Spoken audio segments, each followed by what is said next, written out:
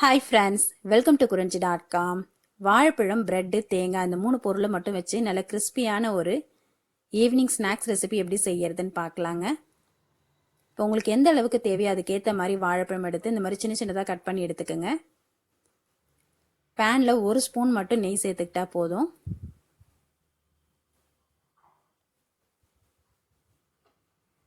நெய் சூடானதுக்கப்புறமா இதில் நம்ம கட் பண்ணி வச்சுருக்க வாழைப்பழத்தை சேர்த்து வதக்கிக்கலாம். இது எந்த வாழைப்பழத்தில் செஞ்சாலுமே டேஸ்ட்டு ரொம்ப நல்லா இருக்குங்க. நம்ம வீட்டில் எந்த வாழைப்பழம் இருக்கோ அதில் செஞ்சு கொடுக்கலாம். செவ்வாழை பார்த்திங்கன்னா இப்போ குழந்தைங்க சாப்பிடவே மாட்டாங்க. அந்த மாதிரி உள்ள குழந்தைங்களுக்கு இந்த மாதிரி செஞ்சு கொடுக்கும்போது டேஸ்ட்டும் ரொம்ப நல்லாயிருக்கும், உடம்புக்கும் ரொம்ப நல்லது. இப்போ இது கூட திருவின தேங்காயை சேர்த்துக்கலாம். ஒரு 1/4 கப் அளவுக்கு நான் சேர்த்துருக்கேன்.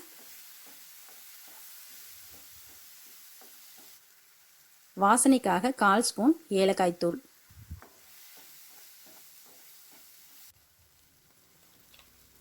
2 ஸ்பூன் அளவுக்கு நல்ல பொடியாக கட் பண்ண நட்ஸ் சேர்த்துருக்கேன்.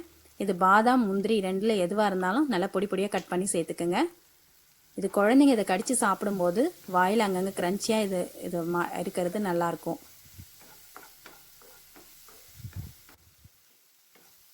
இன்றைக்கி நான் இந்த ரெசிபி பார்த்திங்கன்னா வெள்ளை சர்க்கரை சேர்த்து செய்யலை, நாட்டு சர்க்கரை சேர்த்து செய்கிறேங்க. நிறைய பேர் வெள்ளை சர்க்கரைக்கு பதிலாக வேறு என்ன சேர்க்கலான்னு கேட்குறீங்க. அந்த மாதிரி உள்ளவங்க இந்த மாதிரி நாட்டு சர்க்கரை சேர்த்தும் இந்த ரெசிபி பண்ணலாம். உங்களோட இனிப்பு டேஸ்ட்டுக்கு ஏற்ற மாதிரி இந்த சர்க்கரையை கூட்டவோ குறைக்கவோ செஞ்சுக்குங்க.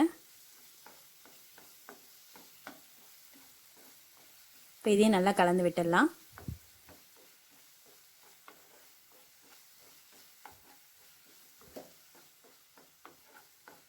இப்போ இந்த அளவுக்கு நல்லா கலந்துட்டு இதை ஆற வச்சிடுங்க.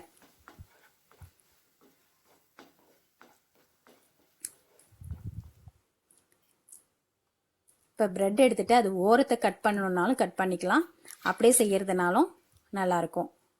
இப்போ இதுக்குள்ளே நம்ம ரெடி பண்ணி வச்சுருக்க இந்த வாழைப்பழ ஸ்டஃபிங்கை வச்சுருங்க. ரொம்ப ஒரு சிம்பிளான ரெசிபிங்க, ஆனால் டேஸ்ட்டு பார்த்தீங்கன்னா அவ்வளோ சூப்பராக இருக்கும்.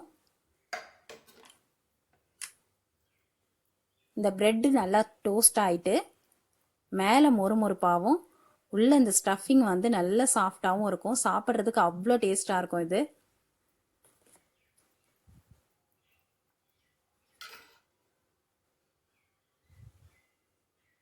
இப்போ இதுக்கு மேலே நம்ம ஒரு ப்ரெட்டை வச்சு கவர் பண்ணிவிட்டு இதேமாரியே நம்ம எல்லா ப்ரெட்டுக்கும் ஸ்டஃபிங் வச்சு ரெடி பண்ணிடலாம். இப்போ ப்ரெட் டோஸ்டர் நீங்கள் வச்சுருந்தீங்கன்னா அதில் டோஸ்ட் பண்ணி எடுத்துக்கலாம். அப்படி இல்லைன்னா இந்த மாதிரி ஒரு பேனில் கொஞ்சமாக வெண்ணெய் தடவிடுங்க.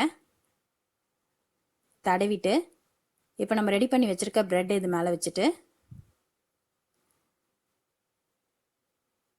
இதுக்கு மேலே ஒரு பிளெயினான பிளேட் வச்சுருங்க.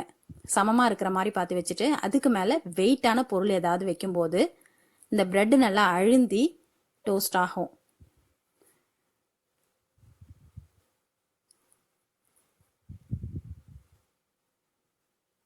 இப்போ இதை திருப்பி போட்டுடலாம். திருப்பி போடும்போது இந்த பக்கத்துக்கு கொஞ்சமாக வெண்ணெய் தடவிடுங்க.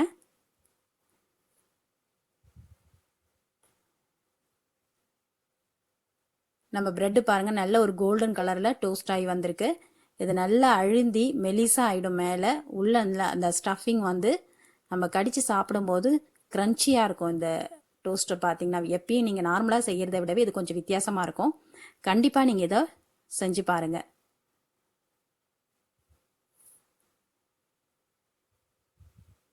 இப்போ நம்மளோட பனானா ப்ரெட் டோஸ்ட் ரெடி ஆயிடுச்சு.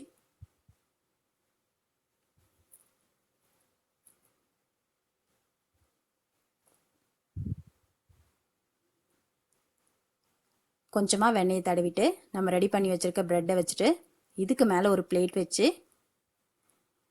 வெயிட்டான ஒரு பொருளை வச்சிடும்போது அது நல்லா அழுந்தி டோஸ்ட் ஆகும். நமக்கு டோஸ்டரில் டோஸ்ட் பண்ணி எடுத்தால் எப்படி வருமோ அதே மாதிரி இருக்கும். இதுவும்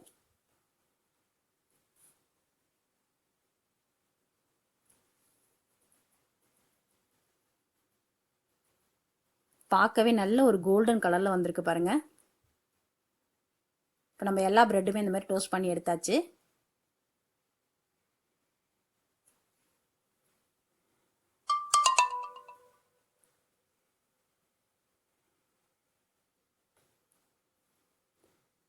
இப்போ நான் அதை கட் பண்ணி காட்டுறேன்.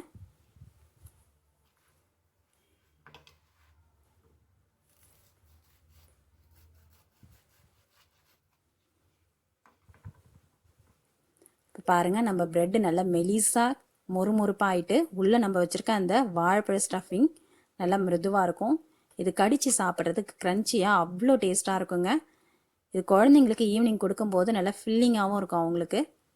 இதை நீங்கள் ஸ்கூலுக்கு கூட லஞ்சுக்கு பேக் பண்ணி கொடுக்கலாம்.